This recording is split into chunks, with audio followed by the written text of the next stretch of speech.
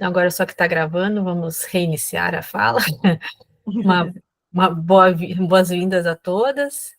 Hoje, então, nesse encontro, nós vamos prestigiar a nossa diretora do Ruptura, Sabrina, é uma grande pesquisadora aí e pesquisa numa área de suma importância, né?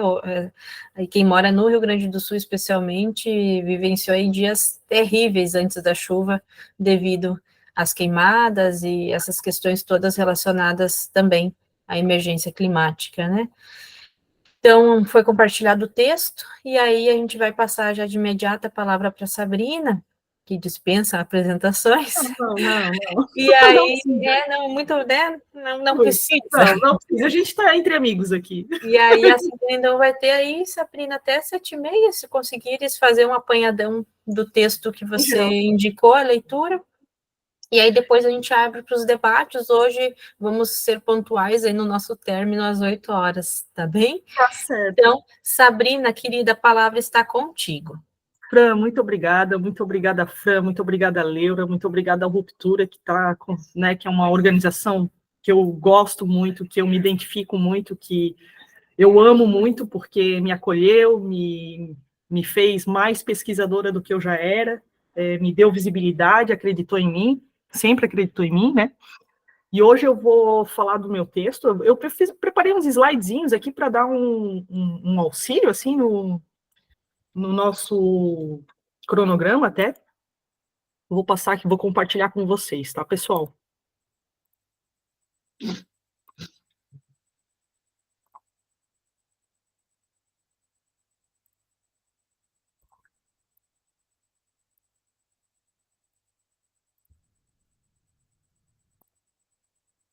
Vocês conseguem enxergar?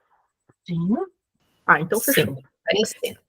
Então, esse texto, ele surgiu do projeto que eu faço parte aqui no doutorado, né? No doutorado em Direitos Humanos da Unijuí.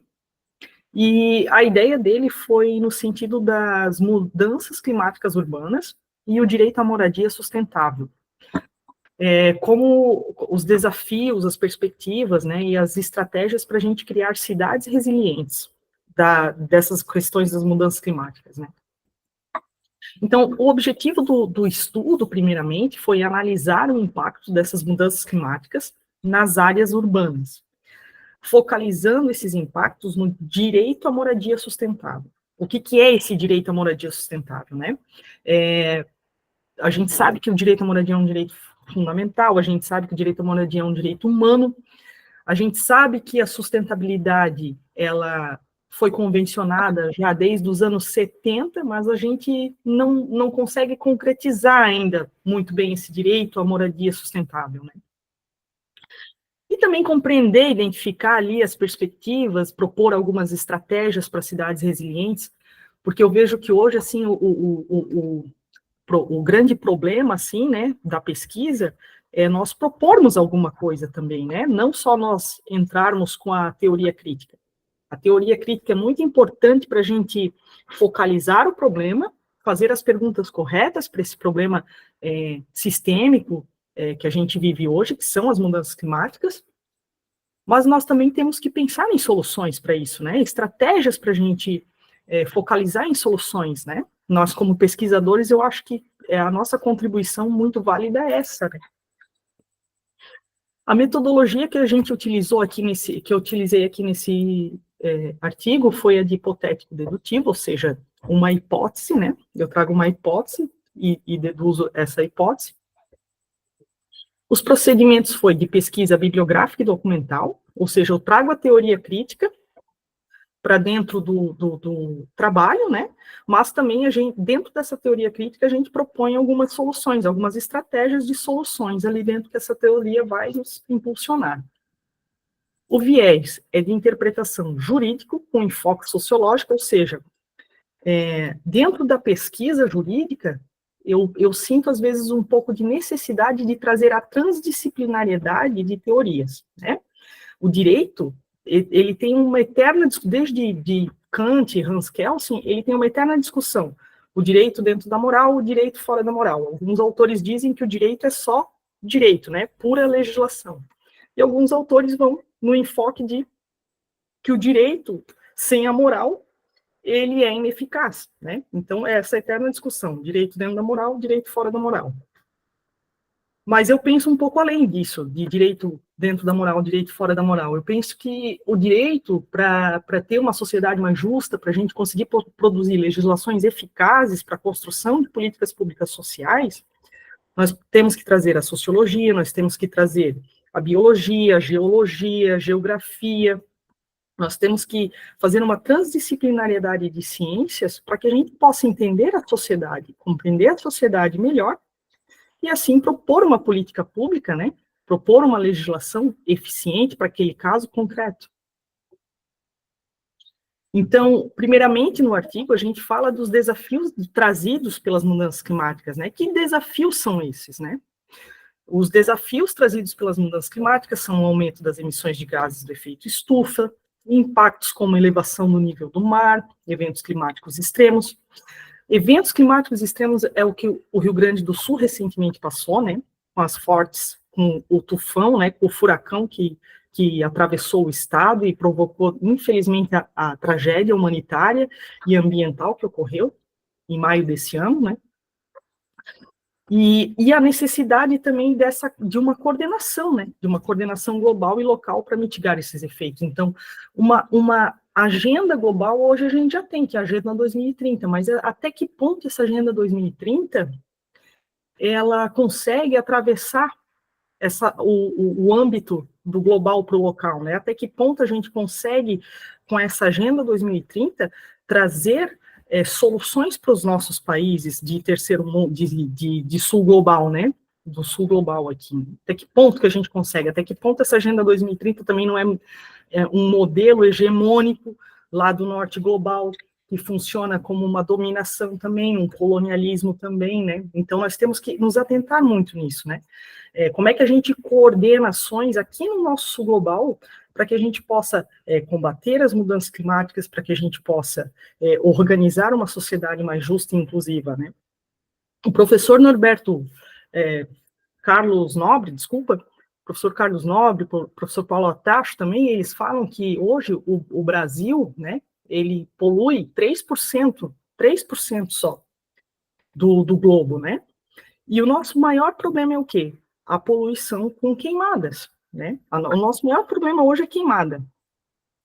Se nós parássemos com as queimadas, o professor Carlos Nobre diz, que é um cientista do IPCC, brasileiro, formado no MIT, ele diz o seguinte, que se nós hoje conseguíssemos parar com as queimadas, nós iríamos chegar ao zero, nós iríamos zerar a carbonização no Brasil. Então, olha como isso é importante, né? Essa questão das queimadas, de uma força-tarefa, da necessidade de coordenação global e local para mitigar esses efeitos. Se a gente tem como conseguir zerar as emissões de carbono no nosso país, olha a importância do que é uma coordenação local, né, do nosso país para essa agenda do clima.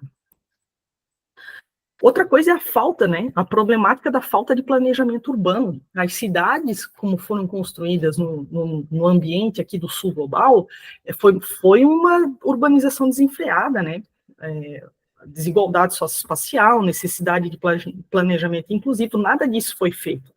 Os imigrantes que vieram europeus, norte-americanos, enfim, toda essa colonização que houve aqui no nosso país e nos outros países de terceiro mundo, ela foi desenfreada, né? Foi desmatamento, foi geralmente no curso de rios, né? Porque no curso de rios você consegue plantar, você tem mais acesso à água, então, e o que acontece? Foi de forma desenfreada e de forma desordenada, né? Então, provocando o quê? Uma desigualdade socioespacial, que hoje ficou um aumento, né? Um aumento desenfreado da população, um aumento desenfreado dessa urbanização, gerou o quê? Uma necessidade de planejamento inclusivo, falta de integração de políticas públicas com desenvolvimento urbano, efeitos como ilhas de calor. O que são as ilhas de calor? São partes da cidade que são tão que são tão assim concretizadas, são tão feitas de concreto. Isso acontece muito em São Paulo. essas ilhas de calor, inclusive na minha cidade, Blumenau. É tanto concreto, é tanto asfalto, sem uma praça, sem uma arborização na cidade, que ocorrem ilhas de calor nesse espaço urbano. E essas ilhas de calor geram enormes problemas de saúde, né? Problemas de infecção respiratória, problemas de pessoas que têm pressão alta, sofrem com ataques cardíacos, gera todo um problema, uma situação de saúde pública também. Olha como é importante essa integração de políticas públicas, porque o problema dessa falta de planejamento urbano, o problema das mudanças climáticas, ele gera toda uma integração de políticas públicas necessárias, porque vão gerar o quê? Problemas de saúde, problemas de desastres, vários problemas sistêmicos que giram em torno dessa situação das mudanças climáticas. Outra coisa necessária é a sustentabilidade urbana, que a nossa diretora Fran lida muito bem. Ela é uma excelente pesquisadora em sustentabilidade. O conceito de sustentabilidade, eu vou dar um conceito muito genérico aqui, muito rápido, tá? É a capacidade das cidades se desenvolverem de forma ecologicamente equilibrada, socialmente justa, economicamente viável. Garantindo o quê? Uma qualidade de vida das gerações atuais e futuras. Ou seja, como é que você pode desenvolver economicamente sendo ecológico? Hoje a gente já percebe, né, ordinariamente, a gente já percebe que a palavra economia e sustentabilidade, elas são totalmente diferentes, são totalmente opostas, elas vão para caminhos opostos. Como é que a gente pode pensar as cidades e a economia de uma outra forma? Nós já chegamos nesse ponto, né? No ponto de pensarmos em uma nova economia, uma nova forma de nos relacionar com a natureza e com a humanidade, e com os sistemas, tanto econômicos quanto políticos. Nós teríamos que fazer uma virada ecológica ali, né?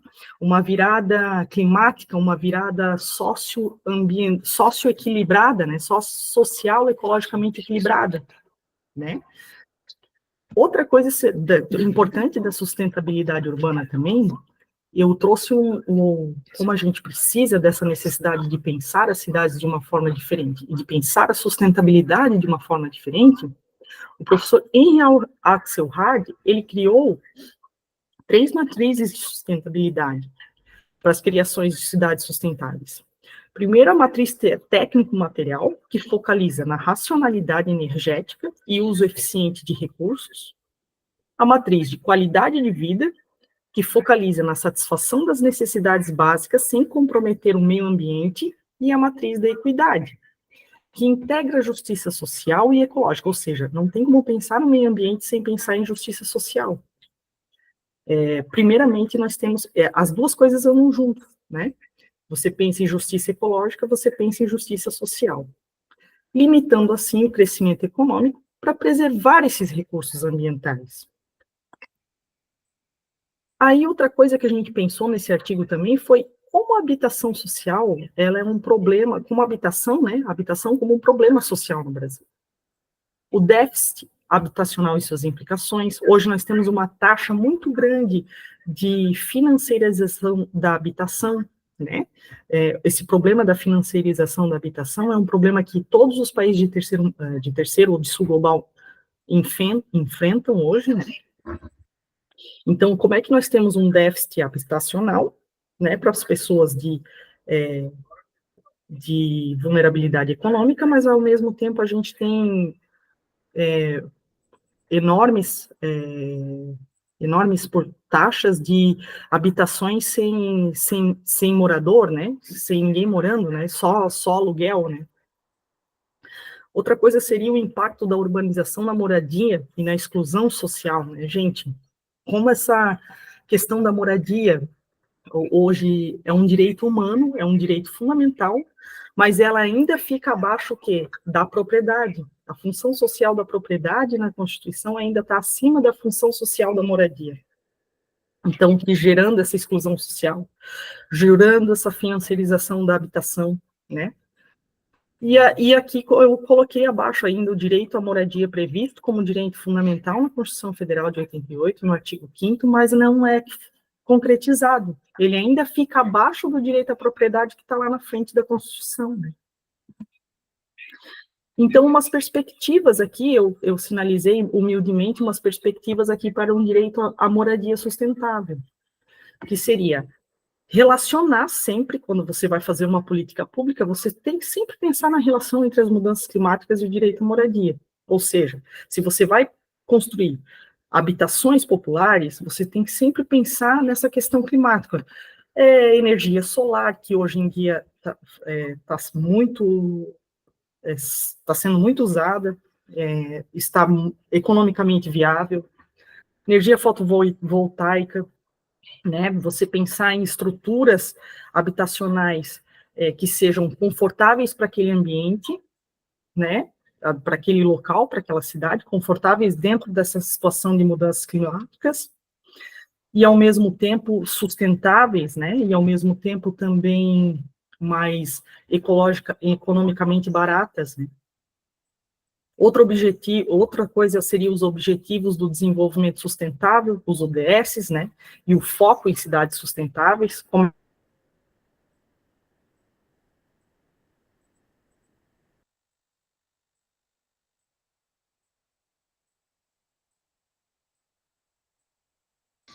Caiu a objetivos conexão da Sá. sustentáveis.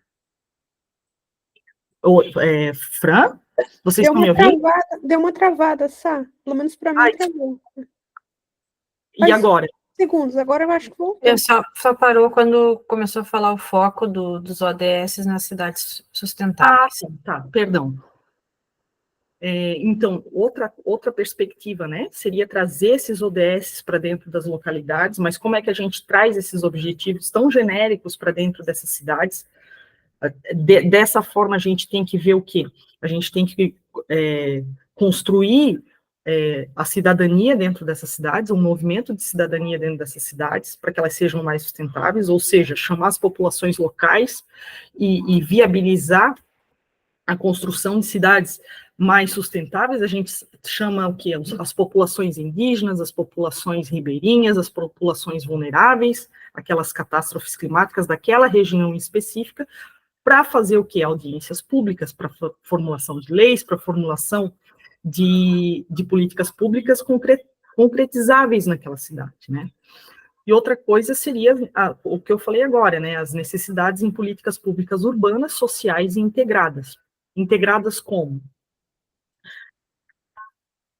Focalizando nessa parte dos objetivos de desenvolvimento sustentável, a gente precisa construir políticas públicas urbanas que sejam não só você pegar modelos de cidades esponja, ou modelo de cidades ambientais que estão no norte global. Não, é você trazer a realidade social para aquelas cidades urbanas. Outra coisa seriam as estratégias para cidades resilientes. A definição de resiliência urbana, né? A definição de resiliência urbana é a capacidade das cidades a resistir, absorver, adaptar-se e se recuperar de choques e estresses, mantendo suas funções essenciais e melhorando diante das adversidades, né? Então, ou seja, nós temos que criar o quê? Cidades resilientes. Como é que a gente cria cidades resilientes numa selva de pedras que é hoje as cidades, né? Então, com serviços ecossistêmicos, com arborização, né? Trazendo tecnologia. Então, a importância de hoje, a gente tem uma aliada muito forte que é a tecnologia, que pode ser uma coisa boa, uma coisa ruim. Mas nós precisamos muito da ciência nesse momento para que crie melhores sistemas, né? Para que a gente tenha uma capacidade de cidades mais resilientes.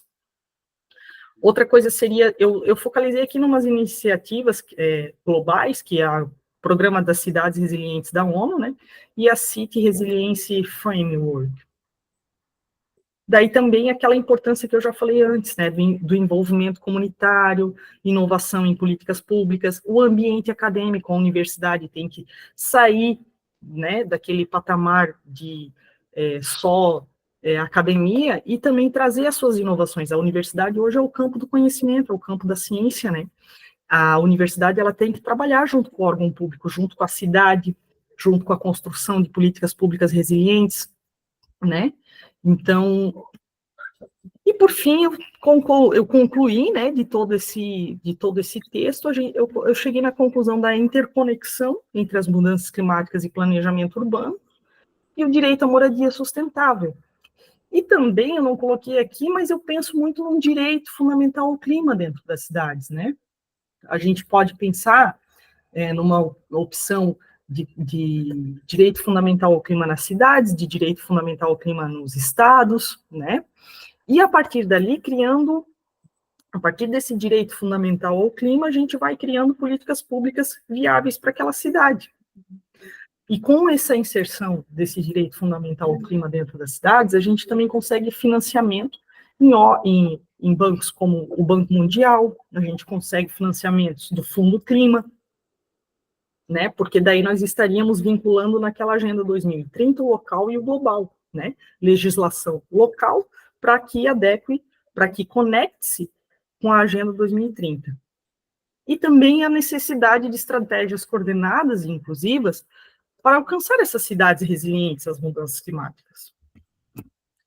Por fim, eu trouxe aqui uma conclusão baseada nas matrizes de Henry Axelrod, né? Então, para a gente ter cidades mais sustentáveis, mais inclusivas, uma solução seria a matriz tecnomaterial, né, com foco na racionalidade energética e uso eficiente dos recursos, misturada com a matriz de qualidade de vida, ou seja, satisfação das necessidades básicas sem comprometer o meio ambiente, misturada com a matriz da equidade, que é a integração da justiça social e ecológica, limitando, assim, o crescimento econômico para preservar os recursos ambientais, envolvendo-se sociedade civil, integração em políticas locais, como fatores críticos para a construção de cidades resilientes e sustentáveis. Por fim, eu coloquei as referências, né, que eu utilizei durante o texto, utilizei o professor Quijano, o professor Minolo, Krenak, a Jonas Setzer, Rodrigues, a ONU, então, alguns autores aqui. E, por fim, meu muito obrigada. Obrigada por estarem aqui hoje, obrigada por estarem conosco nesse projeto, e muito obrigada por me ouvirem. Fico aberta às discussões, dúvidas, o que for necessário. Nós que te agradecemos, Sabrina.